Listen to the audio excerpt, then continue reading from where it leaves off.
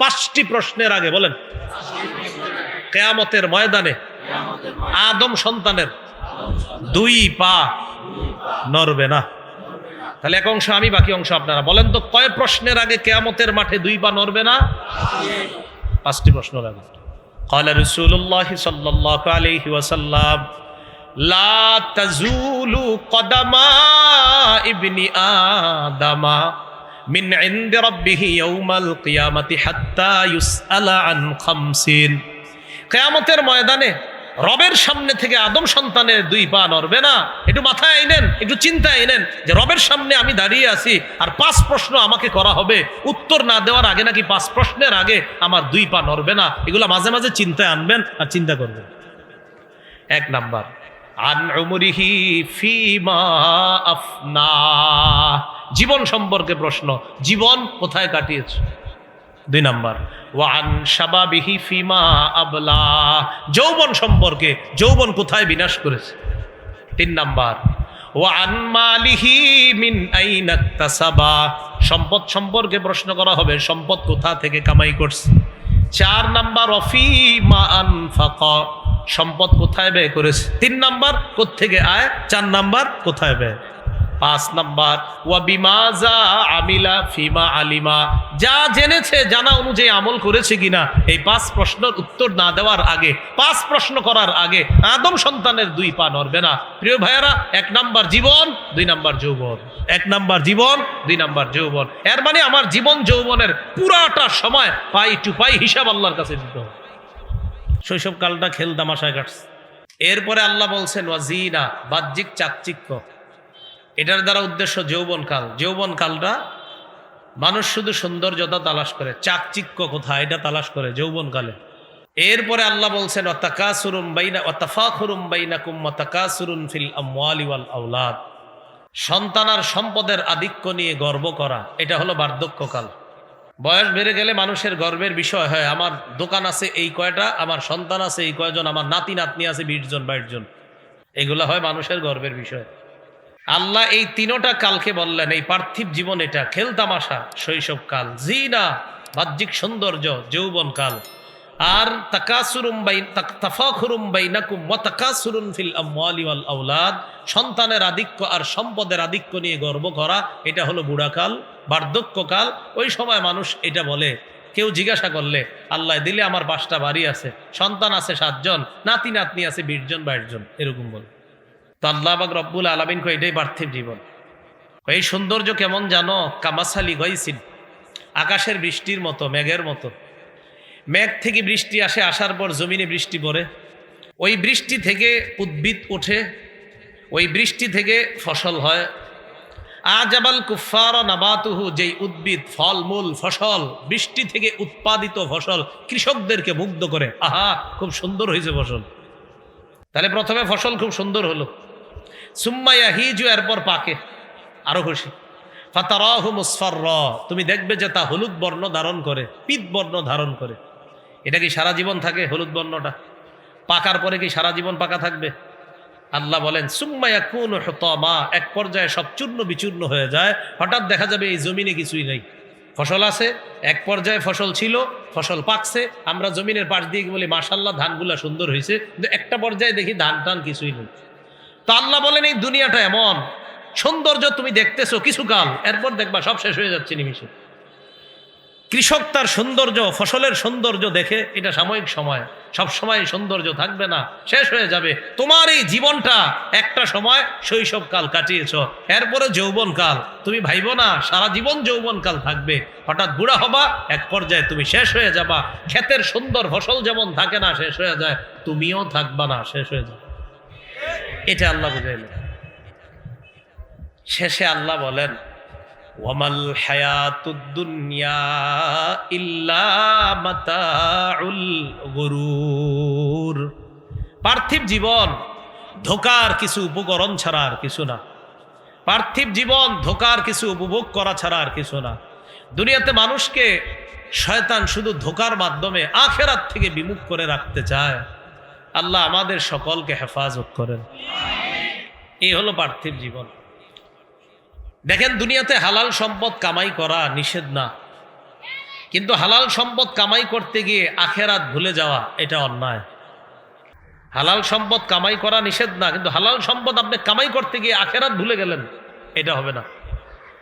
সম্পদ কামাই করতেছেন, জোহরের আজানে মুয়াজ্জিন বলে হাইয়া আলাস সালাহ হাইয়া আলাল ফালাহ, আসো নামাজের দিকে আসো, আসো কল্যাণের দিকে আসো, আল্লাহ আমার মাধ্যমে তোমাকে ডাকতেছে, আসো তাড়াতাড়ি তুমি। আপনি হালাল রিজিক উপার্জন করতেছেন, মুয়াজ্জিন সাহেব ইকামতে বলতেছে কদ কামাতিস সালাহ কদ কামাতিস সালাহ, নামাজ শুরু হয়ে গেছে, নামাজ দাঁড়িয়ে গেছে, আসো।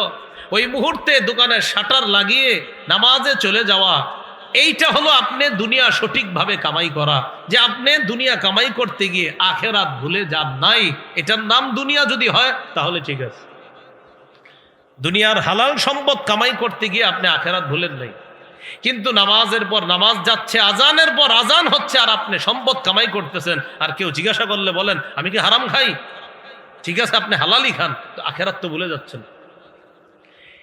এই জন্য সহিহ বুখারীর একটা বর্ণনা শোনেন, রাসূলুল্লাহ সাল্লাল্লাহু আলাইহি সাল্লাম বলেন ইন্না হাদাল মাল খাদিরাতুন হুলওয়াতুন, এই সম্পদ সবুজ শ্যামল, হুলওয়াতুন সুমিষ্ট, এই সম্পদ সুমিষ্ট সবুজ শ্যামল। হাদিসের শেষের দিকে নবীজি বলেন মান আখাযাহু বিহাক্কিহি, সম্পদ যদি কেউ সঠিকভাবে গ্রহণ করে, ওয়া ওয়াদাআহু ফি হাক্কিহি, আর সঠিক খাতে যদি ব্যয় করে। কি বলে দেখেন নবীজি, সম্পদ যদি কেউ সঠিকভাবে আয় করে আর সঠিক খাতে ব্যয় করে, ফানি'মাল মাউনা, আল্লাহ নবী বলেন এটা কতই না উত্তম সঞ্চয়, এটা কতই না চমৎকার সম্পদ। আয় করছে সঠিকভাবে, আবার সঠিক খাতে ব্যয় করছে, নবী এটা কতই না উত্তম, এটা কতই না নেয়ামতে পরিপূর্ণ সম্পদ। নবীজি আর পরেই বলতেছে ওয়ামান আখাযাহু বিগাইরি হাক্কিহি, আর এই সম্পদকে যদি কেউ অন্যায়ভাবে গ্রহণ করে, কানা কাল্লাযী ইয়াকুলু ওয়া লা ইয়াশবাউ, সে ওই ব্যক্তির মতো যে শুধু খায় কিন্তু কখনো পরিতৃপ্ত হয় না। সম্পদ অন্যায়ভাবে যে গ্রহণ করে, নবী কয় সে তার মতো যে শুধু খায় কিন্তু পরিতৃপ্ত হয় না। আল্লাহ আমাদের সকলকে সঠিকভাবে সম্পদ আয় করে সঠিক খাতে সম্পদ ব্যয় করার তৌফিক দান করেন। সহিহ বুখারীর বর্ণনা 6425 নম্বর হাদিস। বাহরাইনের সাথে রাসূল সাল্লাল্লাহু আলাইহি সাল্লামের সন্ধি হয়েছে। কোন দেশ? বাহরাইন। বাহরাইনের গভর্নর বানায়া দিলেন নবীর এক সাহাবীকে, তার নাম আলা ইবনুল হাজরামি। মনে থাকবে নি? আলা, একটু খালি মনে রেখেন আলা, বাকিটা মনে না রাখলেও চলবে। পুরা নাম আলা ইবনুল হাজরামি, আর কি পুরা নাম যদি পারেন ভালো মনে রাখলেন। আচ্ছা ভাই, নবীর একজন সাহাবী, এর দুটো মনে থাকবে। নবীজির এক সাহাবীকে বাহরাইনের গভর্নর নিযুক্ত করলেন। বাহরাইনের সাথে রাসূলের সন্ধি চুক্তি। তো সন্ধি চুক্তি হওয়ার পর গভর্নর সাহেবকে নিযুক্ত করার পর নিয়ম হলো প্রতি বছর উনি ট্যাক্স উঠাবে, কর উঠাবে, কারণ মুসলমানরা তাদের জানমালের নিরাপত্তা দিবে। এই জন্য এটা আমরা এই প্রত্যেক দেশে আপনার ট্যাক্স দিতে হয়, কর দিতে হয়। তো এই ট্যাক্স উঠায়া নবীজির কাছে পাঠায়া দিবে যেই সাহাবী, ওনার নাম আলা ইবনুল হাজরামি। তো তিনি ট্যাক্স উঠাবে, কর উঠাবে। এটা আনার জন্য নবীজি কি করতেন, একজন সাহাবী পাঠায়া দিতেন, যাও ওটা গিয়ে নিয়ে আস। নবীজি যেই সাহাবীকে পাঠাইলেন ট্যাক্স আনার জন্য, তার নাম আবু উবায়দাহ ইবনুল জাররাহ। বাহরাইনের গভর্নর বানাইলেন যাকে, তার নাম হলো আলা। আর ট্যাক্স আনার জন্য যাকে পাঠাইলেন তার নাম আবু উবায়দাহ ইবনুল জাররাহ। এবার হাদিসটা শুনেন। আন্না রাসূলুল্লাহ সাল্লাল্লাহু আলাইহি ওয়াসাল্লাম বাআসা আবা উবায়দাহ ইবনুল জাররাহ ইলা আহলিল বাহরাইন। রাসূলুল্লাহ সাল্লাল্লাহু আলাইহি সাল্লাম আবু উবায়দা ইবনুল জাররাহকে পাঠাইলেন ইলাল বাহরাইন, বাহরাইনে পাঠাইলেন। ওয়াকাদ সালাহা রাসূলুল্লাহ সাল্লাল্লাহু আলাইহি ওয়াসাল্লাম আহলাল বাহরাইন ওয়া আমারা আলাইহিমুল আলা ইবনুল হাজরামি রাদিয়াল্লাহু তাআলা আন। বাহরাইনের সাথে নবীজির সন্ধি চুক্তি হয়েছে, আর তাদের গভর্নর বানিয়ে দিয়েছে আলা ইবনুল হাজরামিকে। তার কাছে ট্যাক্স আনার জন্য নবী পাঠাইলেন আবু উবায়দা ইবনুল জাররাহ রাদিয়াল্লাহু তাআলা।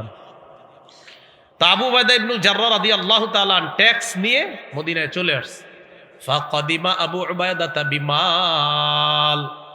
আবু উবায়দা রাদিয়াল্লাহু তাআলা ট্যাক্স বা কর নিয়ে, সম্পদ নিয়ে মদিনায় আসছে। ফাসামিআতিল আনসার বিকুদুমিহি। আবু উবায়দা যে সম্পদ নিয়ে আসছে মদিনায়, এটা আনসার সাহাবীরা শুইনা ফেলছে যে আবু উবায়দা সম্পদ নিয়ে আসছে। কি করা যায়? রাতে রাতে আসছে, অতএব ফজরের নামাজেই মসজিদে গিয়ে নবীর সামনে বসতে হবে। তো সম্পদ নিয়ে আসছে নবীর সাহাবী আবু উবায়দা। ফাওয়াফাতহু সালাতাস সুবহি মা রাসূলিল্লাহি সাল্লাল্লাহু আলাইহি ওয়াসাল্লাম। সবাই ফজরের নামাজ নবীর সাথে মসজিদে পড়ছে। ফালাম্মান সারাফা তা'আররাদু লা, নবীজি যখন সালাম ফিরালেন, সাহাবায়ে কেরাম কি করছেন? নবীজির সামনে নিজেদেরকে পেশ করলেন, একদম কাছাকাছি গিয়ে বসলেন নবীজির ফজরের পরে। নবীজিও ফজরের পরে কি করতেন? মুসল্লির দিকে ফিরে বসতেন। আমাদের দেশেও তো ফজরের পরে ইমাম সাহেব মুসল্লিদের দিকে ফিরে বসে না, নবীজিও বসতেন। তো সাহাবায়ে কেরাম কি করলেন? নিজেদেরকে পেশ করলেন নবীর সামনে। নবীজি দেখে বুঝতে পারছে যে এরা সম্পদের কথা শুনছে, তো এই জন্য আমার কাছাকাছি এসে বসছে। ফাতাবাসসামা রাসূলুল্লাহি সাল্লাল্লাহু আলাইহি ওয়াসাল্লাম হিনা রাআহুম, নবীজি তাদেরকে দেখে একটা মুস্কি হাসি দিলেন। সবাই একটা মুস্কি হাসি দিলেন, নবীজি একটা মুস্কি হাসি দিলেন। মুস্কি হাসি কেন দিলেন? নবীজি মুস্কি হাসি দিলেন যে বুঝছি কেন আসছো। মুস্কি হাসি দিয়ে নবীজি বললেন, আযুন্নুকুম সামি'তুম বিকুদুমি আবি উবায়দা ওয়া আন্নাহু জাআ বিমালিন, আমার ধারণা আবু উবায়দা যে সম্পদ নিয়ে আসছে এটা তোমরা শুনে ফেলছো, তাই আমার কাছাকাছি এসে পড়ছো, ঠিক না? ক্বালু আজাল ইয়া রাসূলুল্লাহ, সাহাবীরা কয় জি হুজুর ঠিকই বলছেন। সুবহানাল্লাহ। এবার মন দিয়ে শুনেন গুরুত্বপূর্ণ কথাগুলো। নবীজি বলেন, আবশিরু, সুসংবাদ গ্রহণ করো, ওয়া আম্মিলু মা ইয়াসুররুকুম, এবং তোমরা আশা রাখো যা তোমাদেরকে আনন্দ দিবে। এই জিনিসের আশা করো, এটা তোমরা আশা করো যা তোমাদেরকে আনন্দ দিবে। তবে তোমরা একটু শোনো, মাল ফাকরা আখশা আলাইকুম, দারিদ্রতা তোমাদেরকে পেয়ে বসবে, আমি নবী এই ভয় করি না। দারিদ্রতা তোমাদেরকে পেয়ে বসবে এই আশঙ্কা আমি করি না, এই ভয় আমি করি না। ওয়ালাকিন আখশা আলাইকুম আন তুবসাতা আলাইকুমুদ দুনিয়া কামা বুসিতাত আলা মান কানা ক্বাবলাকুম ফাতানাফাসুহা কামা তানাফাসুহা। তবে আমার আশঙ্কা, তোমাদের পূর্ববর্তী জামানার লোকদের সামনে দুনিয়া যেমন বিস্তৃত করে দেওয়া হয়েছে, দুনিয়া বিছিয়ে দেওয়া হয়েছে, তোমাদেরকেও দুনিয়া এমন বিছিয়ে দেওয়া হবে, বিস্তৃত আকারে দুনিয়া দেওয়া হবে। দুনিয়ার অঢেল ধন সম্পদ তোমাদেরকেও দেওয়া হবে, আগের জামানায় যেমন দেওয়া হয়েছে। ফাতানাফাসুহা কামা তানাফাসুহা, তারা দুনিয়া কামাই করার জন্য প্রতিযোগিতায় লেগে গিয়েছে, তোমরাও প্রতিযোগিতায় লেগে যাবা, আমি নবী আশঙ্কা করতেছি।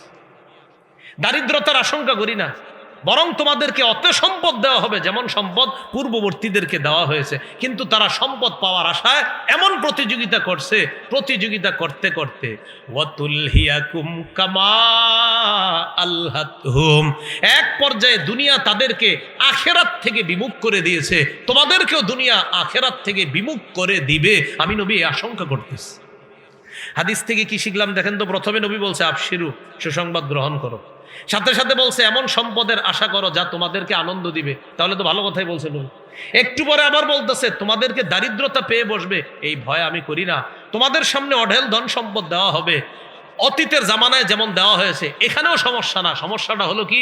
নবী বলেন তারা এই ধন সম্পদ কামায়ে প্রতিযোগিতা করেছে, তোমরাও করবা, কিন্তু প্রতিযোগিতা করতে গিয়ে একটা সমস্যা হয়েছে, সেটা হলো তাদেরকে আখেরাত থেকে বিমুখ করে দিয়েছে দুনিয়ার ধন সম্পদ। আমারও আশঙ্কা তোমাদেরকেও আখেরাত থেকে বিমুখ করে দিবে, এই আশঙ্কা, এই ভয় আমি নবী করতেছি। তাহলে ভাই কি শিখলাম? হালালভাবে সম্পদ কামাই করা দোষণীয় নয়, কিন্তু সম্পদ কামাই করতে গিয়ে আখেরাত ভুলে যাওয়া এটা অন্যায়।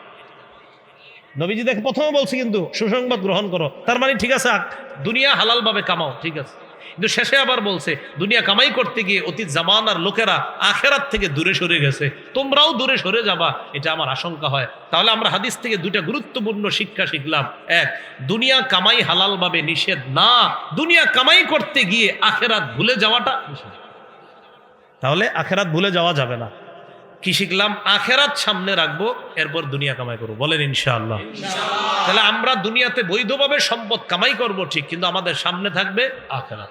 সামনে থাকবে কি আখেরাত। অর্থাৎ দুনিয়া কামাই করতে গিয়ে কোনোভাবেই যেন আখেরাত থেকে বিমুখ না হই। আল্লাহ আমাদের সকলকে আখেরাতি জিন্দিগি যেন দুনিয়াতেই যাপন করতে পারি, আল্লাহ তৌফিক দান করেন। এটা আবার কেমন কথা বললাম?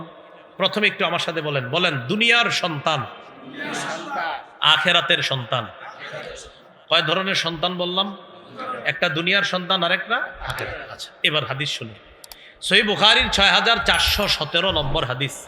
হাদিস বর্ণনা করার আগে ইমাম বুখারী রহমতুল্লাহ আলাই আলী ইবনু আবি তালেব রাদিয়াল্লাহু তাআলা আনহুর একটা বক্তব্য আছে। সহিহ বুখারীর 6417 নম্বর হাদিসটা বর্ণনা করার আগে ইমাম বুখারী হযরত আলীর একটা বক্তব্য আনছেন, আনার পর এরপর হাদিসটা বলছে। তো হযরত আলীর বক্তব্যটা একটু শুনেন। আন আলী ইবনে আবি তালিব রাদিয়াল্লাহু তাআলা আন ইরতাহালাতিদ দুনিয়া মুদবিরাতান ওয়ারতাহালাতিল আখিরাতু মুকবিলা ওয়ালিকুল্লি ওয়াহিদাতিন মিনহুমা বানুন ফাকুনু মিন আবনাইল আখিরা ওয়ালা তাকুনু মিন আবনাইদ দুনিয়া। আলী রাদিয়াল্লাহু তাআলা আনহু বলেন, ইরতাহালাতিদ দুনিয়া মুদবিরাতান, দুনিয়া পিছিয়ে যাচ্ছে, দুনিয়া পিছনের দিকে যাচ্ছে। ওয়ারতাহালাতিল আখিরাতু মুকবিলা, আখিরাত এগিয়ে আসছে। বলেন সবাই, দুনিয়া পিছিয়ে যাচ্ছে, আখিরাত এগিয়ে আসতেছে। আখিরাত এগিয়ে আসছে মানে দুনিয়ার জীবন শেষের দিকে, আখিরাত আসতেছে। এরপর হযরত আলী বলেন, ওয়ালিকুল্লি ওয়াহিদাতিন মিনহুমা বানুনা, দুনিয়ার সন্তান আছে, আখিরাতেরও সন্তান আছে। আলী বলেন, ফাকুনু মিন আবনাইল আখিরা, তোমরা আখিরাতের সন্তান হও, ওয়ালা তাকুনু মিন আবনাইদ দুনিয়া, দুনিয়ার সন্তান হয় না। আখিরাতের সন্তান হওয়ার দ্বারা উদ্দেশ্য হলো দুনিয়ার মধ্যে তোমার জীবনটা এমন ভাবে কাটাও যেন দেখলেই মনে হয় তোমার আখিরাত ওয়ালা একটা জিন্দেগি। অর্থাৎ তোমাকে দেখলেই যেন মনে হয় তুমি একজন দিনদার। দুনিয়ার সন্তান হওয়ার অর্থ হলো তুমি এমন হও না তোমার কার্যক্রম যেন দুনিয়াবি মানুষের মতো না হয়। মানে দুনিয়াতে আসো, তোমার কার্যক্রম এমন হবে যে তোমাকে যেন মনে হয় দিনদার, তোমার কার্যক্রম যেন এমন না হয় যে তোমাকে মনে হচ্ছে দুনিয়াদার। তাহলে দুনিয়ার সন্তান মানে দুনিয়াতে এমন ভাবে চলবো আমি যে কেমন যেন দুনিয়া আমার সব, আখেরাত ভুলে গেলাম, এটা হলো দুনিয়ার সন্তান। আর দুনিয়াতে থাইকাও আমি আখেরাত সামনে রাখি। আজান দেয় তো মসজিদে যাই, ফজর পড়ি, কোরআন তেলাওয়াত করি, এরপর আমার দিন শুরু হয়, এরপর জোহর পড়ি, আসর পড়ি, মাগরিব পড়ি, এশা পড়ি, তালিমে বসতেছি, আবার আমি আমার দায়িত্বগুলো পালন করতেছি, সন্তানের হক, স্ত্রীর হক, এই সব আমি পালন করতেছি। এটা দুনিয়াতে থাইকাও আপনি আখেরাতের সন্তান, আপনি হলেন দিনদার। আর দুনিয়াতে থাকার পরেও টাকা পয়সা কামাই করতেছেন, জুয়া খেলতেছেন, সুদ খাইতেছেন, ঘোষ খাইতেছেন, এই দুনিয়াতে থাইকা আপনি দুনিয়ার সন্তান, আপনি হলেন দুনিয়াদার। ভাই দুনিয়াদার আর দিনদার বুঝে আসছে? তাহলে আমরা কি দুনিয়ার সন্তান হব না আখেরাতের? আসি কই বলেন? দুনিয়ায় আসি কোথায়? দুনিয়ায়। দুনিয়াতে থেকেও আখেরাতের সন্তান হতে হবে, আল্লাহ তৌফিক দান করেন। এটাই হযরত আলী বললেন, ফাকুনু মিন আবনাইল আখিরা, আখেরাতের সন্তান হও মানে দিনদার হও। ওয়ালা তাকুনু মিন আবনাইদ দুনিয়া, দুনিয়ার সন্তান হয় না মানে দুনিয়াদার হয় না। এই জন্য রাসূলুল্লাহ সাল্লাল্লাহু আলাইহি সাল্লাম আমাদের জীবনের গুরুত্বপূর্ণ দুটি বিষয়কে গুরুত্ব দিতে বলছে। সবাই বলি আমাদের জীবনে গুরুত্বপূর্ণ বিষয় কয়টা আছে? দুইটা। এই দুইটা গুরুত্বপূর্ণ জীবনের অংশকে গুরুত্ব দিব। বলেন, সময়, সুস্থতা। আবার সময়, সুস্থতা। আমাদের জীবনের গুরুত্বপূর্ণ দুটি নিয়ামতের কথা সবাই বলেন তো। সময়, সুস্থতা। সময়, সুস্থতা। সহিহ বুখারীর বর্ণনা 6412 নম্বর হাদিস। قال رسول الله صلى الله عليه وسلم نعمتان مغبون فيهما كثير من الناس الصحة والفراغ। বলেন সবাই, দুটি নিয়ামতের ব্যাপারে বলেন। অধিকাংশ মানুষ ধোঁকার মধ্যে আছে, প্রতারণার মধ্যে আছে, উদাসীনতার মধ্যে আছে। বলেন তো অধিকাংশ মানুষ কয় নিয়ামতের ব্যাপারে উদাসীন? এবার বলেন আসিহা, বলেন সুস্থতা, ওয়াল ফারাগ, অবসর সময়। এই দুইটা নিয়ামতের ব্যাপারে মানুষ উদাসীন, মানুষ প্রতারণার মধ্যে, মানুষ ধোঁকার মধ্যে। এই দুই নিয়ামত, একটা সুস্থতার নিয়ামত আর একটা অবসর সময়। সুস্থতার সময় দেখবেন জিকির করে না বেশি, দোয়া করে না বেশি, আল্লাহরে ডাকে না। অসুস্থ হইলেই আল্লাহ বাসার, আল্লাহ বাসান, অসুস্থ হইল। তাহলে সুস্থতার সময় আল্লাহকে ডাকে না। আর আল্লাহ এটাই বলছে 25 পারা শুরু পৃষ্ঠা, ওয়া ইযা আনআমনা আলাল ইনসানি আ'রাদা ওয়া নাআ বিজানিবি। আমি যখন মানুষকে নেয়ামত দান করি, মানুষ আমারে এড়িয়ে চলে। আমি যখন মানুষকে নেয়ামত দান করি, ও আমার থেকে মুখ ফিরায় নেয়, আমারে এড়িয়ে চলে। কি বলতেছে আল্লাহ দেখেন, আমি ওরে নেয়ামত দিলে ও আমারে এড়িয়ে চলে, আমার থেকে মুখ ফিরায় নেয়। আমি আল্লাহ ওরে নেয়ামত দিলাম, ও আমার থেকে মুখ ফিরায় নেয়, আমারে পাশটাইটা চলে। ওয়াইদা মাসসাহুশ শাররু ফাযু দুআইন আরিদ। কোনো বিপদ যখন তাকে স্পর্শ করে, লম্বা চওড়া দোয়াওয়ালা বনে যায়। কি বলছে দেখছেন, লম্বা চওড়া দোয়াওয়ালা বনে। আসসালামু আলাইকুম হুজুর, চলেন বাসায় দোয়া আছে। এই পর্যন্ত কোন হুজুরের বাসায় নিছেন যে আপনি সুস্থতার অবস্থা, খালি কোন হুজুর বিপদ আপদ। যখনই নেওয়ার পর হুজুরে আবার আপনার জিজ্ঞাসা করে, তো কেন আনছেন, কি করবো? হুজুর বিপদ আপদ লেগেই রয়েছে, দোয়া করেন। সুস্থতার সময় কয়জন বলছেন হুজুর দোয়া করেন? রাসূলুল্লাহ সাল্লাল্লাহু আলাইহি সাল্লাম বলেন, দুটা নেয়ামতের ব্যাপারে মানুষ উদাসীন, এক সুস্থতা, 2 নম্বর অবসর। সুস্থতার সময় আল্লাহ কয় ওরে আমি নেয়ামত দিলে আমারে এড়িয়ে চলে, পাশ কাইটা চলে। আর যখন বিপদ দেয় ওরে, তখন লম্বা চওড়া দোয়ার নাম, আল্লাহ বাসান, আল্লাহ বাসান। এজন্য আমার সাথে সবাই বলেন, বিপদে পড়ার সময় বলেন, যতটা না আল্লাহকে ডাকি এর চেয়ে বেশি সুখের সময় আল্লাহকে ডাকবো। তাহলে দুঃখের সময় আল্লাহকে যত ডাকি এর চেয়ে বেশি ডাকবো, কি অবস্থা? সুখের অবস্থা। বলেন ইনশাআল্লাহ। তাহলে সুখের সময় আমাদের রবকে বেশি বেশি ডাকবো, কারণ রব সুখের মধ্যে রাখছে, তাই রবকে বেশি বেশি ডাকবো। বলেন ইনশাআল্লাহ। তাহলে কয় নেয়ামতে উদাসীন? একটা সুস্থতা, আর একটা হলো অবসর সময়। গার্মেন্টসে রওনা করছে, রওনা করার পরে গার্মেন্টসে আপনি আরো 1 ঘন্টা আছে, 1 ঘন্টা পরে কাজ শুরু করবেন। আপনি জানেন যে আমার গার্মেন্টসে পৌঁছতে এখনো 1 ঘন্টা লাগবে, তাহলে 1 ঘন্টা পরে আপনি ব্যস্ত হয়ে যাবেন। 1 ঘন্টা এখনো অবসর আছেন, গাড়িতে বসে রয়েছেন, লেগুনায় বসে রয়েছেন, অটোতে বসে রয়েছেন, গল্প গুজবে না কাটায়া যে 1 ঘন্টা পরে আমার কাজে লাগতে হবে, অতএব 1 ঘন্টা কাজে লাগাই। সুবহানাল্লাহ, আলহামদুলিল্লাহ, লা ইলাহা ইল্লাল্লাহ, আল্লাহু আকবার। জান্নাতের মধ্যে জান্নাতীরা কোনো কিছুর আফসোস করবে না, একটা আফসোস করবে, ইস আরেকবার বেশি যদি ওই সময় আমি একটু কাজে লাগাইতে পারতাম, একটু বেশি যদি সুবহানাল্লাহ বলতে পারতাম, তো জান্নাতে আজকে আমার অবস্থানটা এখানে না হয়ে আরো উন্নত অবস্থান হতো। এই আফসোস সব জান্নাতি করবে। তাহলে যেই সময়টা আমার নষ্ট হয়ে গেল, এটার আফসোস জান্নাতীরাও করবে। আবার বুঝেন, সময়ের আফসোস জান্নাতীরাও করবে।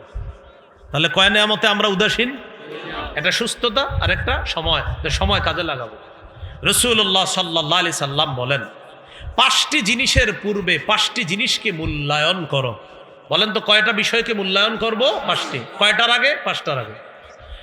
মুস্তাদরাকে হাকিম বাইহাকির মধ্যে আসছে, ক্বালা রাসূলুল্লাহ সাল্লাল্লাহু আলাইহি ওয়াসাল্লাম, ইগতানিম খামসান ক্বাবলা খামসিন, শাবাবাকা ক্বাবলা হারামিক। রাসূলুল্লাহ সাল্লাল্লাহু আলাইহি সাল্লাম বলেন, 5টি জিনিস তোমার জীবনে আসার আগে 5টি জিনিসকে মূল্যায়ন করো। 1 নম্বর, শাবাবাকা ক্বাবলা হারামিক, বার্ধক্য আসার আগে যৌবন কালকে মূল্যায়ন করো। বার্ধক্যে পৌঁছার আগে যৌবন কালকে মূল্যায়ন করো। 2 নম্বর, ওয়াসিহ্হাতাকা ক্বাবলা সাকামিক, অসুস্থ হওয়ার পূর্বে সুস্থতার অবস্থাটাকে তুমি মূল্যায়ন করো। 3 নম্বর, ওয়া ফারাগাকা ক্বাবলা শুগুলিক, ব্যস্ত হওয়ার পূর্বে অবসর সময়টাকে তুমি মূল্যায়ন করো। ওয়া গিনাকা ক্বাবলা ফাকরিক, গরিব হয়ে যাওয়ার আগে টাকা পয়সাগুলোকে মূল্যায়ন করো। ধনাঢ্যর অবস্থাটাকে মূল্যায়ন করো। দরিদ্র হওয়ার আগে ধনী অবস্থাটাকে মূল্যায়ন করো। হালাল টাকাটা সঠিক খাতে কাজে লাগানোর চেষ্টা করো দরিদ্র হওয়ার আগে। 5 নাম্বার, ওয়া হায়াতাকা ক্বাবলা মাউতিক, মরার আগে জীবনটাকে মূল্যায়ন করো। আমি আবার বলছি, রাসূলুল্লাহ সাল্লাল্লাহু আলাইহি সাল্লাম বলেন, 5টি জিনিসকে মূল্যায়ন করো 5টি জিনিসের আগে। 1 নাম্বার, শাবাবাকা ক্বাবলা হারামিক, বার্ধক্যে পৌঁছার আগে যৌবন কালটাকে মূল্যায়ন করো। 2 নাম্বার, ওয়াসিহ্হাতাকা ক্বাবলা সাকামিক, অসুস্থ হওয়ার আগে সুস্থতা অবস্থাটাকে মূল্যায়ন করো। 3 নাম্বার, ও ফারাগাকা ক্বাবলা শুগুলিক, ব্যস্ত হওয়ার আগে অবসর সময়টা মূল্যায়ন করো। 4 নাম্বার, ও গিনাকা ক্বাবলা ফাকরিক, দরিদ্র হওয়ার আগে ধনাঢ্য অবস্থাটাকে তুমি মূল্যায়ন করো। 5 নাম্বার, ও হায়াতাকা ক্বাবলা মাউতিক, মরার আগে তোমার এই জীবনটাকে তুমি মূল্যায়ন করো। আল্লাহ আমাদের এই সুস্থতা আর অবসর সময় সহ আর যে আরো কথাগুলো নবী বললেন সবগুলোকে মূল্যায়ন করার তৌফিক দান করুন। তিরমিজির বর্ণনা 2416 নম্বর হাদিস। এই হাদিসের মধ্যে আসছে, আগে একটু আমরা পড়াশোনা করি সবাই, চলেন বলেন 5টি প্রশ্নের আগে বলেন, কিয়ামতের ময়দানে আদম সন্তানের 2 পা নড়বে না। তাহলে এক অংশ আমি, বাকি অংশ আপনারা। বলেন তো কয় প্রশ্নের আগে কিয়ামতের মাঠে 2 পা নড়বে না? 5টি প্রশ্নের আগে। قال رسول الله صلى الله عليه وسلم لا تزول قدم ابن آدم من عند ربه يوم القيامة حتى يسأل عن 5। কিয়ামতের ময়দানে রবের সামনে থেকে আদম সন্তানের 2 পা নড়বে না। একটু মাথায় আইনেন, একটু চিন্তায় আইনেন যে রবের সামনে আমি দাঁড়িয়ে আছি আর 5 প্রশ্ন আমাকে করা হবে, উত্তর না দেওয়ার আগে নাকি 5 প্রশ্নের আগে আমার 2 পা নড়বে না। এগুলো মাঝে মাঝে চিন্তায় আনবেন আর চিন্তা করবেন। 1 নাম্বার, আন উমরিহি ফিমা আফনা, জীবন সম্পর্কে প্রশ্ন, জীবন কোথায় কাটিয়েছে। 2 নাম্বার, ওয়ান শাবাবিহি ফিমা আবলা, যৌবন সম্পর্কে, যৌবন কোথায় বিনাশ করেছে। 3 নাম্বার, ওয়ান মালিহি মিন আইনা ইকতাসাবা, সম্পদ সম্পর্কে প্রশ্ন করা হবে, সম্পদ কোথা থেকে কামাই করছে। 4 নাম্বার, ওয়াফিমা আনফাকা, সম্পদ কোথায় ব্যয় করেছে। 3 নাম্বার, কোত্থেকে আয়। 4 নাম্বার, কোথায় ব্যয়। 5 নাম্বার, ওয়া বিমাজা আমিলা ফিমা আলিমা, যা জেনেছে জানা অনুযায়ী আমল করেছে কিনা। এই 5 প্রশ্নের উত্তর না দেওয়ার আগে, 5 প্রশ্ন করার আগে আদম সন্তানের 2 পা নড়বে না। প্রিয় ভাইয়েরা, 1 নাম্বার জীবন, 2 নাম্বার যৌবন। 1 নাম্বার জীবন, 2 নাম্বার যৌবন। এর মানে আমার জীবন যৌবনের পুরাটা সময় পাই টু পাই হিসাব আল্লাহর কাছে দিতে হবে। আল্লাহ আমাদের সকলকে সুস্থতার সময় কাজে লাগানোর তৌফিক দান করেন। তাহলে আমরা পার্থিব জীবনে আছি, মনে আসিনি, ভুলে গেছি। শৈশবকাল, যৌবনকাল, বার্ধক্যকাল, পুরা সব মিলে আমাদের জীবনটা হবে সুস্থতার জীবন আছে। আবার সময়গুলা পুরাটা জীবনের প্রত্যেকটা অংশই, মুহূর্ত খুব গুরুত্বপূর্ণ, দামি। বিশেষ করে বালেগ হওয়ার পর আমার প্রতিটা মুহূর্ত কিন্তু আমাকে কঠিনভাবে চলতে হবে, বুঝে শুনে চলতে হবে, একটু যেন এদিক সেদিক না হয়। কেন? কারণ কিয়ামতের ময়দানে আমাকে প্রশ্নের মুখোমুখি হতে হবে। আল্লাহ আমাদের সকলকে সময়গুলা কাজে লাগানোর তৌফিক দান করেন। তো রাসূলুল্লাহ সাল্লাল্লাহু আলাইহি ওয়াসাল্লাম এক হাদিসের মধ্যে বলেন, কিয়ামতের আগে সময় একদম নিকটবর্তী হয়ে যাবে। আমরা যে সময়টা আছি, এই সময় দেখবেন বরকত পাইতেছি না আমরা। জুমা আজকে শুক্রবার না, এই দেখবেন হঠাৎ আবার শুক্রবার এসে গেছে, সময় কেমন যেন বরকত হচ্ছে না। এটা তিরমিজিতেও আছে। তিরমিজির বর্ণনা 2332 নম্বর হাদিস। এই হাদিসের মধ্যে আছে, ক্বালা রাসূলুল্লাহ সাল্লাল্লাহু আলাইহি ওয়াসাল্লাম لا تقوم الساعة حتى يتقارب الزمان حتى تكون السنة كالشهر والشهر كالجمعة وتكون الجمعة كاليوم ويكون اليوم كالساعة وتكون الساعة كالضرمة بالنار। رسول الله صلى الله عليه وسلم বলেন, لا تقوم الساعة حتى يتقارب الزمان, সময় পরস্পর নিকটবর্তী হওয়ার আগ পর্যন্ত কিয়ামত সংগঠিত হবে না। কিয়ামতের আগে সময়ের একদম বরকত কমে যাবে। হাত্তা তাকুনা সানাতু কাশ-শাহরি, বছর হবে মাসের মতো। ওয়াশ-শাহরু কাল-জুমআ, মাস হবে সপ্তাহের মতো। ওয়া তাকুনুল জুমআতু কাল-ইয়াওম, 7 দিন হবে একদিনের মতো, সপ্তাহ হবে একদিনের মতো। ওয়া ইয়াকুনুল ইয়াওমু কাস-সাআ, একদিন হবে 1 ঘন্টার মতো। ওয়া তাকুনুস সাআতু কাদ-দারমাতি বিন-নার, ঘন্টা হবে অগ্নিস্ফুলিঙ্গের মতো। আগুনের উপরে একটা অগ্নিস্ফুলিঙ্গ হঠাৎ উপরে যায়, আবার নিচে নামে যেমন দ্রুত, কয় ঘন্টা এত দ্রুত চলে যায়। তা এখন আপনারা একটু চিন্তা করে দেখেন, রমজান মাস কিছুদিন আগে কাটাইছে, আবার দেখবেন হঠাৎ আপনার বলা হবে আগামীকাল থেকে তারাবি শুরু। হঠাৎ দেখবেন সময়, আমরা এমন একটা সময় আছি। তো এই জন্য দেখেন, এই সময় খুব গুরুত্ব সহকারে কাটানো, আমরা যেন প্রতিটা মুহূর্ত সঠিকভাবে কাটাইতে পারি। আল্লাহ তৌফিক দান করেন। প্রত্যেকটা মুহূর্ত যাচ্ছে, আমার বয়স বাড়তেছে, আমার আমল নামা বাড়লো কিনা এটা চিন্তা করা। তিরমিজির বর্ণনা 2329 নম্বর হাদিস। ক্বালা রাসূলুল্লাহ সাল্লাল্লাহু আলাইহি ওয়াসাল্লাম, রাসূলুল্লাহ সাল্লাল্লাহু আলাইহি সাল্লামকে প্রশ্ন করা হলো, আইয়ুন নাসি খায়রুন ইয়া রাসূলুল্লাহ, হুজুর কোন মানুষটা সবচেয়ে উত্তম? নবীজি বললেন মান তালা উমরুহু ওয়া হাসুনা আমালু, যার বয়স বাড়ছে আমল সুন্দর হয়েছে এই মানুষটা সবচেয়ে উত্তম মানুষ। আবার বলছি, নবী বললেন, জিজ্ঞাসা করলেন আইয়ুন নাসি খায়রুন, হুজুর কোন মানুষটা সবচেয়ে উত্তম? নবী বললেন মান তালা উমরুহু ওয়া হাসুনা আমালু, যার বয়স বাড়ছে আমল সুন্দর হয়েছে এই মানুষটা সবচেয়ে উত্তম। এবার প্রশ্ন করা হলো আইয়ুন নাসি শাররুন ইয়া রাসূলুল্লাহ, হুজুর কোন মানুষটা সবচেয়ে খারাপ, সবচেয়ে নিকৃষ্ট? নবী বললেন মান তালা উমরুহু ওয়া সাআ আমালু, যার বয়স বাড়ছে আমল খারাপ হইছে।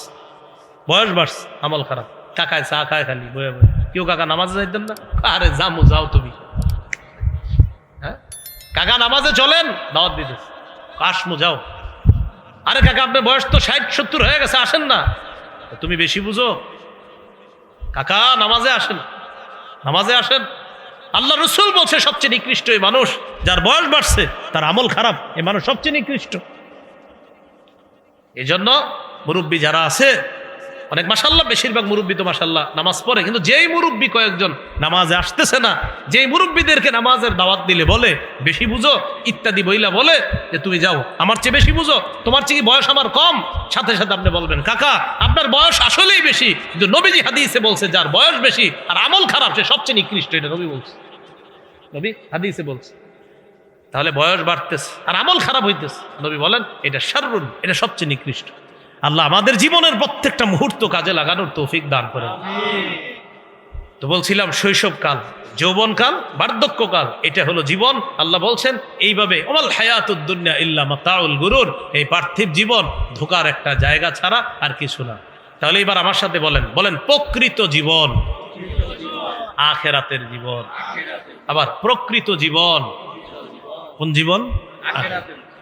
সহিহ বুখারীর 6413 নম্বর হাদিস, এই হাদিসের বর্ণনা, ক্বালা রাসূলুল্লাহ সাল্লাল্লাহু আলাইহি ওয়াসাল্লাম আল্লাহুম্মা লা আইশা ইল্লা আইশুল আখিরা ফাসলিহিল আনসার ওয়াল মুহাজিরা। নবীজি বলেন হে আল্লাহ আখিরাতের জীবন প্রকৃত জীবন। নবীজি বলতেছে হে আল্লাহ আখিরাতের জীবন প্রকৃত জীবন। আল্লাহ আনসার আর মুহাজিরদেরকে আপনি সংশোধন করেন, পরিশুদ্ধ করেন।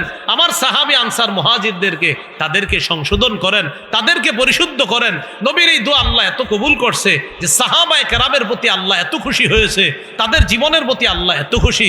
রাদিয়াল্লাহু আনহুম ওয়া রাদু আন, সাহাবায়ে কেরামের প্রতি আল্লাহ খুশি হয়ে গেছে, সন্তুষ্ট হয়ে গেছে, আর সাহাবীরাও আল্লাহর প্রতি সন্তুষ্ট। সহিহ বুখারীর বর্ণনা 6414 নম্বর হাদিস। এই হাদিসের বর্ণনাকারী সাহাল ইবনে সাদ আস-সাঈদী রাদিয়াল্লাহু তাআলা, তিনি বলেন কুন্না মা রাসূলিল্লাহি সাল্লাল্লাহু আলাইহি ওয়াসাল্লাম ফিল খানদাক, আমরা রাসূলুল্লাহ সাল্লাল্লাহু আলাইহি সাল্লামের সাথে খন্দকে ছিলাম। খন্দক একটা যুদ্ধের নাম। খন্দক মানে গর্ত খনন করা। সালমান ফারসি রাদিয়াল্লাহু তাআলা আনহুর পরামর্শে রাসূলুল্লাহ সাল্লাল্লাহু আলাইহি সাল্লাম গর্ত খনন করলেন যেন কাফেররা ওপাশ থেকে এই পাশে আসতে কষ্ট হয়। এই গর্ত খননের কাজে আল্লাহর নবী নিজে হাত মুবারক খরচ করে, হাতের কষ্ট ব্যয় করে নবী নিজে অংশগ্রহণ করছে। নবী নিজে গর্ত করছে। তো সাহাবী কি বলে দেখেন, সাহাল ইবনে সাদ আস-সাঈদী রাদিয়াল্লাহু তাআলা আনহু বলেন আমরা নবীর সাথে খন্দকে ছিলাম। ওয়া হুয়া ইয়াহফিরু, নবী নিজে গর্ত খনন করতেছে। ওয়া নাহনু নানকুলুত তুরাব, আমরা মাটি বহন করে করে স্থানান্তরিত করছিলাম। দেশ গ্রামে মাটি কাটা দেখছেন, একজন কাইটা দেয় আর অন্যরা নেয়। তো নবীজি কাটতেছে আর আমরা মাটি বহন করতেছি, আবার অন্যরাও কাটতেছে। মজার বিষয় যে নবীজিও কাটতেছে, এটা হলো আশ্চর্যের বিষয়। সুবহানাল্লাহ। তো নবীজি হঠাৎ তাকায় দেখে সাহাবায়ে কেরামের খুব কষ্ট হইতেছে, এক তো আপনার গরম, আবার পাথুরে জমিন, তো কাটা কত কষ্ট। সাহাবীদেরকে সান্ত্বনা দেওয়ার জন্য আর কাজের গতি বাড়ানোর জন্য তো সাহাবীরা বলে ওয়ায়ামুরু বিনা, নবী আমাদের পাশ দিয়ে অতিক্রম করলেন, আমাদের দিকে তাকায় বললেন আল্লাহুম্মা লা আইশা ইল্লা আইশুল আখিরা ফাগফির লিল আনসারি ওয়াল মুহাজিরা। নবী তাদেরকে উৎসাহ দেওয়ার জন্য বললেন আল্লাহ আখিরাতের জীবন প্রকৃত জীবন, আমার এই আনসার মুহাজির সাহাবীদের সকলকে আপনি মাফ করে দেন। কাজের গতি বাড়ায় যে আমাদের নবী এত সুন্দর দোয়া করে, তারও কাজ করি। রাসূল সাল্লাল্লাহু আলাইহি সাল্লাম আমাদের শিক্ষামূল প্রকৃত জীবন কোনটা? আখিরাত। এটাই প্রকৃত জীবন, আখিরাতের জীবন। এটা আমার বলার মূল উদ্দেশ্য যে প্রকৃত জীবন আখিরাত। আখিরাতের জীবনে যদি জান্নাতি হয়ে যেতে পারি, বলেন ইনশাআল্লাহ। আল্লাহ আমাদের সকলকে আবার জান্নাতে যেন দেখা করায় দেয়। আমিন। সহিহ বুখারীর 6415 নম্বর হাদিস। এই হাদিসের বর্ণনাকারীও সাহাল ইবনে সাদ রাদিয়াল্লাহু তাআলা, তিনি বলেন ক্বালা রাসূলুল্লাহ সাল্লাল্লাহু আলাইহি ওয়াসাল্লাম মাউদিউ সাউতিন ফিল জান্নাহ খায়রুম মিনাদ দুনিয়া ওয়া মা ফিহা। জান্নাতে চাবুক রাখার জায়গা, জান্নাতে চাবুক পরিমাণ জায়গা, একটা চাবুক রাখবেন যতটুকু জায়গা লাগবে, এই জান্নাতের চাবুক পরিমাণ জায়গা পুরো দুনিয়াতে যা কিছু আছে এর চেয়ে উত্তম। তাহলে বলেন কোন জীবন প্রকৃত জীবন? কোন জীবন প্রকৃত জীবন? তাহলে ওই জীবনে চাবুক রাখার জায়গা দুনিয়ার জীবনে যা কিছু আছে এর চেয়ে উত্তম। ওয়ালা গাদওয়াতুন ফি সাবিলিল্লাহি আও রাওহাতুন খায়রুম মিনাদ দুনিয়া ওয়া মা ফিহা। আল্লাহর রাস্তায় এক সকাল আর এক বিকাল সারা দুনিয়ার যা কিছু আছে এর চাইতে উত্তম। এই হাদিসের শেষে এটা সহিহ বুখারীর 6416 নম্বর হাদিস। এই হাদিসের বর্ণনাকারী আব্দুল্লাহ ইবনে ওমর রাদিয়াল্লাহু তাআলা আনহুমা। এই আব্দুল্লাহ ইবনে ওমর রাদিয়াল্লাহু তাআলা আনহুমার কাঁধে, এই কাঁধ, এটা কাঁধ না, এই কাঁধে নবীজি সাল্লাল্লাহু আলাইহি সাল্লাম হাত রাখছে। এটা ভাবেন তো, নবী তার সাহাবীর কাঁধে হাত রাখছে, একটু সবাই কল্পনা আনেন দৃশ্যটা কত চমৎকার। হ্যাঁ, আব্দুল্লাহ ইবনে ওমর রাদিয়াল্লাহু তাআলা আনহুমা বলেন আখাযা রাসূলুল্লাহ সাল্লাল্লাহু আলাইহি সাল্লাম বিমানকিবি, নবী আমার কাঁধ ধরছে। কোন নুসখা আছে বিমানকিবি গিয়া আবার দুই কাঁধে হাত রাখছে। সুবহানাল্লাহ। হাত রাখার পর আমাকে বললেন কুন ফিদ দুনিয়া কাআন্নাকা গরীব আও আবিরু সাবিল। ও ইবনে ওমর, দুনিয়াতে তুমি এমন ভাবে থাকো যেন তুমি একজন আগন্তুক, যেন তুমি একজন অপরিচিত। আও আবিরু সাবিল, অথবা তুমি একজন মুসাফির। আচ্ছা, আমি আগন্তুক, আমি অপরিচিত। মুমিন, নবীজি হাদিসের মাধ্যমে বোঝা যায় মুমিন এমন যে কেমন যেন সে আগন্তুক, সে অপরিচিত। হুজুর, তাহলে আমার পরিচয়ের জায়গা কোনটা? আমি আগন্তুক, তাহলে কোত্থেকে আসছি? হাদিস দ্বারা বোঝা যায় আরে মুমিন, তোমার আসল জায়গা, আসল পরিচয় তো জান্নাত। আও আবিরু সাবিল, অথবা তুমি মুসাফির। পুরা দুনিয়ায় সব মুমিন চলবে মুসাফিরের মতো। হুজুর, তাহলে আমি মুসাফির হইলে আমার আসল বাড়ি কোনটা? আসল বাড়ি জান্নাত। মুমিনের আসল বাড়ি কোনটা হবে? এই জন্য এখানে মুমিন থাকবে আগন্তুকের মতো, মুসাফিরের মতো। ইবনে ওমর রাদিয়াল্লাহু তাআলা আনহুমা এবার যে কথাটা বললেন, এটা স্বর্ণাক্ষরে লিখে রাখার মতো, পকেটে রাখবেন। ডেলি গার্মেন্টসে যখন আসবেন, বিভিন্ন ফ্যাক্টরিতে কাজে যাবেন, এটা সকালে একবার দেখবেন, সন্ধ্যা একবার দেখবেন। ইবনে ওমর কি বলে দেখেন, ইদা আমসাইতা ফালা তানতাজিরিস সাবাহ ওয়া ইদা আসবাহতা ফালা তানতাজিরিল মাসা। ইদা আমসাইতা ফালা তানতাজিরিস সাবাহ। বলেন আমার সাথে সবাই, যখন সন্ধ্যায় উপনীত হও সকালের অপেক্ষা করো না। যখন সকালে উপনীত হও সন্ধ্যার অপেক্ষা করো না। প্রিয় ভাইয়েরা, কর্মস্থলে দিনের প্রথমে একটু তাকাইবেন লেখাটার দিকে। ইবনে ওমর বলতেছে সকালবেলা বেঁচে আসো এখনো, সন্ধ্যার অপেক্ষা করো না। সন্ধ্যায় দেখা চিন্তা করবেন যে ইবনে ওমর বলতেছে ওই বুখারীর ওই হাদিসের শেষে, সন্ধ্যায় বেঁচে আসো, সকালের অপেক্ষা করো। কথাটা ডেলি দেখবেন যে কি বলতেছে কথাটা। সন্ধ্যায় বেঁচে আসো, সকালের অপেক্ষা করো না। সকালে আল্লাহ বাঁচায় দিছে, সন্ধ্যার অপেক্ষা করো। এরপরে বলতেছে ওয়াখুজ মিন সিহহাতিকা লিমারাদিকা ওয়া মিন হায়াতিকা লিমাউতিকা। তুমি সুস্থতা অবস্থায় অসুস্থ অবস্থার জন্য কিছু গ্রহণ করো, আর জীবনে থাকতে মৃত্যুর পরবর্তী জীবনের জন্য তুমি কিছু গ্রহণ করো। সুস্থতা অবস্থায় কি গ্রহণ করবেন? আপনি সুস্থ আছেন, কিছু ইবাদত বন্দিগি নিয়মিত করতেছেন, অসুস্থ হওয়ার পরে আর করতে পারেন নাই। আবার বলছি, সুস্থ অবস্থায় কিছু ইবাদত করতেছেন আপনি, অসুস্থ হওয়ার পর ইবাদতটা করতে পারেন নাই, ইবাদত না করলেও সব বন্ধ হবে না। এটা কেমন কথা বললাম? হ্যাঁ, হাদিসে আসছে মুসনাদে আহমদ 6895 নম্বর হাদিস। এই হাদিসের মধ্যে আসছে রাসূলুল্লাহ সাল্লাল্লাহু আলাইহি সাল্লাম বলেন ইন্নাল আবদা ইযা কানা আলা তরিকাতিন হাসানাতিন মিনাল ইবাদাহ সুম্মা মারিদা কিলা লিল মালাকিল মুআক্কালি বিহি উকতুবু লাহু বিমিসলি আমালিহি ইযা কানা তলিকা। রাসূলুল্লাহ সাল্লাল্লাহু আলাইহি সাল্লাম বলেন, কোন বান্দা যখন সঠিক একটা ইবাদতের পদ্ধতি গ্রহণ করে, সুস্থ অবস্থায় মনে করেন ডেলি আমল করেন একটা, হঠাৎ অসুস্থ হয়ে গেছে, অসুস্থ হওয়ার পর ওই বান্দার আমল নামা যে লেখে ওই নিয়োজিত ফেরেশতাকে আল্লাহর পক্ষ থেকে বলা হয় উকতুব লাহু বিমিসলি আমালিহি ইযা কানা তালিকা। বান্দা সুস্থ থাকতে যে আমল করলে সওয়াব লেখতা এখনো সওয়াব লিখতে থাকে। ও তো এখন অসুস্থ, তো আমি আল্লাহ তো কম দেই না, ও অসুস্থ তাই আমল করতে পারতেছে না, আমি রব তো কম দেই না, আমার বান্দাকে আমি কম দিব কেন? ও অসুস্থতার কারণে আমলটা করতে পারে নাই, কোনো সমস্যা নাই, আমল নামা বন্ধ করবা না, জারি রাখো, সব লিখতে থাকে।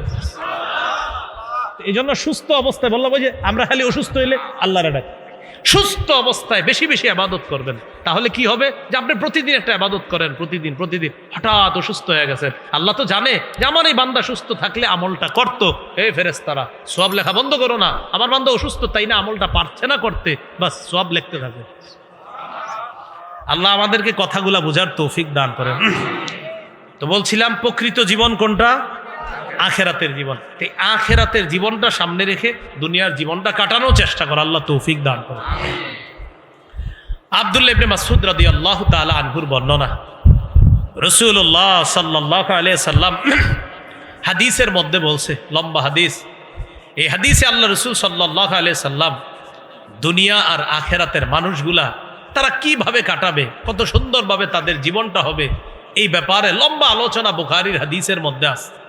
6417 নম্বর হাদিসের মধ্যে রাসূল সাল্লাল্লাহু আলাইহি সাল্লাম আখেরাত সম্পর্কে আলোচনা করছে যে কিভাবে মানুষ দুনিয়ার ধোকায় না পড়ে আখেরাতের মুখী হতে পারে, এই আলোচনাগুলো লম্বাভাবে করছে। এরপর সহিহ বুখারীর কিতাবুর রিকাকের 6420 নম্বর হাদিসের মধ্যে ইমাম বুখারী একটা বর্ণনা আছে, মানুষের অন্তরটা খালি যুবক হইতে থাকে, মানুষ যত বুড়া হয় অন্তর তত যুবক হয়। দেখেন কি বলে, আবার বলছি 6420 নম্বর হাদিসে নবী বলেন, লা ইয়াজালু কলবুল কাবীরি শাবান ফিসনাতাইন। কয় বুড়া মানুষের অন্তর দুই ক্ষেত্রে যুবক হয়। বলেন বুড়া মানুষের অন্তর কয় ক্ষেত্রে যুবক হয়? এক নাম্বার ফি হুব্বিদ দুনিয়া, দুনিয়ার ভালোবাসার ক্ষেত্রে তার অন্তর খালি যুবক হয়। দুই নাম্বার ওয়াতুলিল আমাল, লম্বা আশার ক্ষেত্রে তার অন্তর খালি যুবক হয়। একটা হলো হুব্বিদ দুনিয়া, দুনিয়ার ভালোবাসা, আর একটা লম্বা আশা, এই হলো এই ক্ষেত্রে তার অন্তরটা খালি যুবক হইতে থাকে। কেউ কাকা মন এত খারাপ কেন? বললো না, 5টা ছেলে ইতালিতে আছে, মাশাআল্লাহ ভালো কথা, বেতন কেমন পায়? 12-13 লাখ পায়। আর 6 নম্বর ছেলেটা বাংলাদেশে 50,000 টাকা মাত্র পায়, এটার এখনো কোনো কুল কেনারা করতে পারি নাই, অন্ডা ভালো না, বয়স 75 কাকার। রাসূলুল্লাহ সাল্লাল্লাহু আলাইহি সাল্লাম বলেন লা ইয়াজালু কলবুল কাবীরি শাবান, বুড়া মানুষের অন্তর দুই ক্ষেত্রে খালি যুবক হয়, খালি যুবক হয়। ফি হুব্বিদ দুনিয়া, দুনিয়ার ভালোবাসা, ওয়াতুলিল আমাল, আর হলো লম্বা আশা। তো যাই হোক, বুড়া মানুষের অন্তর এই দুই ক্ষেত্রে যুবক যদিও হয়, আখেরাত যেন ভুলে না যায়। ভাই কি বললাম? আখেরাত যেন ভুলে। সহিহ বুখারী 6421 নম্বর হাদিসে আছে, ইয়াকবারু ইবনু আদম ওয়া ইয়াকবারু মাহু ইসনান, আদম সন্তান বড় হয়, ওয়া ইয়াকবারু মাহু ইসনান, দুই ক্ষেত্রে তার আশাটাও বড় হয়। আদম সন্তানের বয়স বাড়ে, দুই ক্ষেত্রে তার আশাও বাড়ে। রাসূল বলেন ইয়াকবারু ইবনু আদম, আদম সন্তানের বয়স বাড়ে, ওয়া ইয়াকবারু মাহু ইসনান, বয়স বাড়ার সাথে সাথে দুই ক্ষেত্রে তার আশাটাও বাড়তে থাকে। এক নাম্বার হুব্বুদ দুনিয়া, দুনিয়ার ভালোবাসা। দুই নাম্বার ওয়াতুলুল উমর, এই হাদিসে আসছে উমর, লম্বা জীবন দুনিয়াতে থাকবে, এই আশা তার খালি বাড়ে। আরো কাকা বয়স কত? 95। তুই আরো বাঁচতে চায়, আরো বাঁচতে চায়, এই হলো আশা। তো এই দুই ক্ষেত্রে তাদের আশা এগুলা বাড়তে থাকে। সহিহ বুখারীর বর্ণনা 6433 নম্বর হাদিস। এই হাদিসের মধ্যে লম্বা হাদিসের শেষে একটা কথা আছে, এই কথাটা একটু মন দিবেন, আগে পুরো হাদিসটা শোনেন আর শেষের কথাটা মন দিবেন। কি কয় দেখেন, একজন ব্যক্তি আছে তার নাম ইবনে আবান। বলেন কি নাম? ইবনে আবান। তার পুরো নামটা হলো হুমরান ইবনে আবান। কি নাম? হুমরান, ইমরান না, হুমরান, হুমরান ইবনে আবান, মানে হামিম র আলিফ নুন, হুমরান ইবনে আবান। ইমাম বুখারী মূল সনদে, মূল মতন মানে মূল হাদিসের উপরে আনছে আন্না ইবনে আবান, শেষে আবার ইমাম বুখারী লিখে দিছে যে ইবনে আবান হলো হুমরান ইবনু আবান। এই হুমরান ইবনু আবান থেকে বর্ণনা, তিনি বলেন আতাইতু উসমান ইবনে আফফান রাদিয়াল্লাহু তাআলা আন বিতুহুরিন ওয়া হুয়া জালিসুন আলাল মাকাঈদ। ওসমান গনি রাদিয়াল্লাহু তাআলা এক জায়গায় বসা, আমি তার কাছে ওযুর পানি নিয়ে গেলাম, ওযুর পানি। ফাতাওয়াদ্দা ফাহসানাল উযুআ, তিনি সুন্দরভাবে ওযু করলেন। ওযু করার পর হযরত ওসমান বললেন রাআইতুন নাবিয়্যা সাল্লাল্লাহু আলাইহি ওয়াসাল্লাম তাওয়াদ্দা, আমি আল্লাহ রসুলকে অজু করতে দেখেছি ফি হাদাল মজলিসি, এই মজলিসে। হযরত উসমান বলেন আমি নবীরে এই মজলিসে অজু করতে দেখেছি। সুম্মা ক্বালা ফাহসানাল উযু, নবী সুন্দরভাবে অজু করছে। সুম্মা ক্বালা, এরপর আল্লাহ নবী বলছে মান তাওয়াদ্দা মিসলা হাযাল উযু, আমি নবী যে এইভাবে অজু করলাম এইভাবে যদি আমার কোনো উম্মত অজু করে, সুম্মা আতাল মাসজিদা, এরপর যদি সে মসজিদে আসে, সুম্মা রাকা রাকাতাইন, এরপর যদি সে 2 রাকাত নামাজ পড়ে, সুম্মা জালাসা, এরপর কিছু সময় মসজিদে বসে থাকবে, গুফিরা লাহু মা তাকদ্দামা মিন যামবি, তার আগের সব গুনাহ মাফ করে দেওয়া। সুন্দরভাবে অজু করবেন, অজু করে মসজিদে যাইবেন, 2 রাকাত নামাজ পড়বেন, এরপর একটু বসবেন, নবীজি বলেন আগের গুনাহ মাফ। আমি কিন্তু শেষ কথাটা এখনো বলিনি, এই হাদিসের শেষে নবী বললেন সুম্মা ক্বালা রাসূলুল্লাহ সাল্লাল্লাহু আলাইহি ওয়াসাল্লাম লা তাগতাররু, হে আমার উম্মত তোমরা দুনিয়ার ধোঁকা খেও না। লা তাগতাররু, ধোঁকা খেও না তোমরা, এই পার্থিব জগতের ধোঁকা খেও না। তোমাদের প্রকৃত জীবন লা তাগতাররু। হাদিসের শেষে নবী বলছে লা তাগতাররু, ধোঁকা খেও না। এই জন্য প্রিয় মুসলমান ভাইয়েরা, নেককার মানুষ দুনিয়া থেকে আস্তে আস্তে বিদায় নিচ্ছে। এই নেককাররা থাকতে তাদের থেকে যত বেশি উপকৃত হওয়া যায়, গাজীপুরের উলামায়ে কেরামের, তাদের যত কাছাকাছি যাইতে পারবেন, আল্লাহওয়ালা বুজুর্গ যারা, তাদের যত কাছে যাইতে পারবেন, কাছের উলামায়ে কেরামদেরকে বেশি গুরুত্ব দিবেন, তাদের যত সোহবত নেওয়া যায়।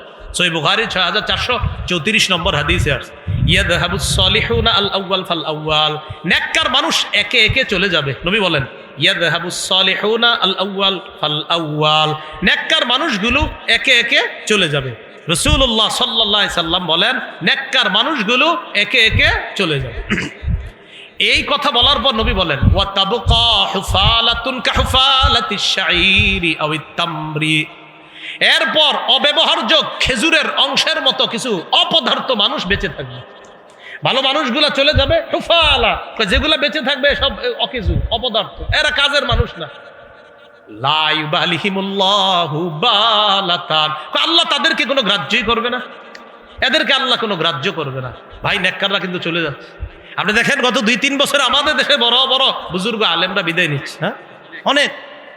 তো এই জন্য ওলামায়ে কেরাম নেককার যারা, তাদের সোহবতে বেশি বেশি যান, আখিরাতের ফিকির তাদের কাছ থেকে শিখার চেষ্টা করেন, আল্লাহ তৌফিক দান করেন। এইগুলো সহিহ বুখারীর 6434 নম্বর হাদিসের বর্ণনা। সহিহ বুখারীর বর্ণনা 6435 নম্বর হাদিসের মধ্যে আল্লাহ রাসূল সাল্লাল্লাহু আলাইহি সাল্লাম বলেন তাইসা আব্দুদ দিনার ওয়াদ দিরহাম, স্বর্ণওয়ালারা ধ্বংস, রূপাওয়ালারা ধ্বংস, ওয়াল কাতিফা ওয়াল খামিসা, রেশমের পোশাকওয়ালারা ধ্বংস, পশমের পোশাকওয়ালারা ধ্বংস। বুঝাইছে যারা দুনিয়াদার হয়ে আখিরাত ভুলে গেছে তারা ধ্বংস। রূপা তো নিষেধ না, স্বর্ণ তো নিষেধ না, স্বর্ণ মানুষ ব্যবসা করে, রূপার ব্যবসা করে। রাসূল বলতেছে তাইসা আব্দুদ দিনার, স্বর্ণের দাসরা ধ্বংস, ওয়াদ দিরহাম, রূপার দাস ধ্বংস, ওয়াল কাতিফা, রেশমের দাসরা ধ্বংস, ওয়াল খামিসা, পশমের দাসরা ধ্বংস। এর মানে স্বর্ণওয়ালা, রূপাওয়ালা, রেশমওয়ালা, পশমের পোশাকওয়ালা, বুঝাইছে যে ধন সম্পদওয়ালারা ধ্বংস। উদ্দেশ্য হলো যে যারা ধন সম্পদের মোহে আখিরাত ভুলে গেছে। এটা আবার সহিহ বুখারীর আরেক বর্ণনা আছে স্পষ্ট। রাসূল তার এক সাহাবীরে বলতেছে ইন্নাল মুকিল্লিনা ইন্নাল মুকসিরিনা হুমুল মুকিল্লুনা ইয়াউমাল কিয়ামা, সম্পদশালীরা কিয়ামতের ময়দানে সওয়াব হবে একদম কম। সাথে সাথে আল্লাহ নবী বলেন তবে যাদেরকে আল্লাহ প্রচুর সম্পদ দিছে আর সে সঠিক খাতে ব্যয় করছে, দুনিয়াতে তার সম্পদও যেমন বেশি, আখিরাতে তার সওয়াবও হবে বেশি। তাহলে কি শিখে এখান থেকে আমরা শিখলাম হল কি আপনার, যে স্বর্ণওয়ালা, রূপাওয়ালা এরা ধ্বংস, মানি স্বর্ণ রূপার মোহে পড়ে, পিছনে পড়ে যারা আখিরাত ভুলে যাবে। তো ভাই আমার মূল কথাটা, দুনিয়ার জীবন এটা হলো ধোকার জীবন, ধোকার জিন্দিগি। আখিরাতের জীবন প্রকৃত জীবন, মুমিনের জন্য এটা পরীক্ষার জায়গা। এখানে মুমিন সব কাজ করবে আখিরাতকে সামনে রেখে। আমরা সবাই আখিরাতকে সামনে রেখে এই দুনিয়ার জীবনটা যেন কাটাইতে পারি, আল্লাহ তৌফিক দান করেন। তাহলে সামনে রাখতে হবে কি বলেন তো, আখিরাত। একটা হাদিস শুনেন, মজার হাদিস, সহিহ বুখারী 6436 নম্বর হাদিস। এই হাদিসে আসছে, ও এটা খুতবায় পড়ছি, এই হাদিসের অনুবাদ দিতে করলাম না, তো দুয়াজি হইল না, শুরুতে এটা পড়ছি। লাউ আন্নাল ইবনি আদামা, এটা বললাম না, লাউ আন্নাল ইবনি আদামা ওয়াদিয়ান মিন মাল, আদম সন্তানের যদি সম্পদের 2টা এলাকা থাকে, কয়টা মানে আপনার 2 এলাকা পরিমাণ স্বর্ণের মালিক আপনি, 2 এলাকা, 2টা উপত্যকা, লাত্তাকা সালিসা, সে বলবে আরেকটা লাগবে। দুই এলাকার শুধু স্বর্ণ আছে। মানে আপনি এই পুরা গাজীপুর কি আছে কয়, পুরা গাজীপুরে খালি স্বর্ণ আর স্বর্ণ, এটার মালিক আমি। আদম সন্তান বলবে আরেকটা লাগবে, সালিসা ও বলবে আমার তৃতীয়টা লাগবে। নবী বলেন মাটি ছাড়া ওর পেট কেউ ভরতে পারে না। সেটা কি? সেটা হলো কবরের মাটি। মৃত্যু হবে, তার পেট ভরবে, এর আগে তার পেট ভরবে। তো প্রিয় ভাইয়েরা আবার আসেন, বলেন শৈশবকাল, যৌবনকাল, বার্ধক্যকাল, এটা হলো আমাদের জীবন। এই জীবনের সময়গুলা খুব কাজে লাগাতে হবে। গুরুত্বপূর্ণ দুটি নিয়ামত আছে আমাদের জীবনে, কি কি জানি? সুস্থতা আর হলো সময়। এই দুইটা সময়, সুস্থতা, দুইটাকে আমরা কাজে লাগাইতে হবে, কারণ প্রতিটা সময় মুহূর্ত এগুলার হিসাব আল্লাহর কাছে দিতে হবে। আল্লাহ আমাদের সকলকে এই দুনিয়ার মধ্যে আমরা যখন কাটাবো, আমরা যেন আখেরাতের সন্তান হয়ে দুনিয়াটায় কাটাতে পারি। মনে আছেন হযরত আলীর কথা, আখেরাতের সন্তান হয়ে যেন দুনিয়ার জীবনটা আমরা শেষ করতে পারি। আল্লাহ তৌফিক দান করেন।